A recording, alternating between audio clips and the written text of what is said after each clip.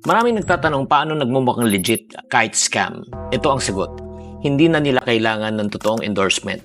Kailangan lang nila na mukhang mapagkakatiwalaan. Ganito ang kanilang modus. Kinukuha ang mga lumang videos ko, pinuputol-putol ang mga salita, nililigyan ng AI voice or bagong audio at ini-edit na nagmumukhang ako ang nag-aalok ng investment. Minsan malinaw, minsan lang halatang AI, pero minsan sobrang pulido na hindi mo na mahalata. Kaya tandaan mga kapatid, kahit kamukha ko, tunog ng boses ko, kahit may logo o pangalan ko, hindi ibig sabihin totoo. Ang tanong palagi, saan ka pinapupunta pagkatapos mo mapanood ang video? Number 1, ito ba ay nanggaling sa legit na website ko or Facebook message or let's say sa TikTok ko na may checkmark at may mga milyon na subscribers? Kung ang sagot, pinadala kayo sa Telegram, investment opportunity, guaranteed returns, nako, scam na yan.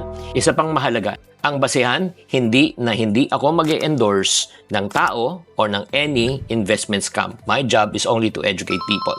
Kaya kung may nakita kayo mga ganitong video, huwag magtiwala, i-report agad, i-share ang warning. Mas maraming may alam, mas konti ang maluloko.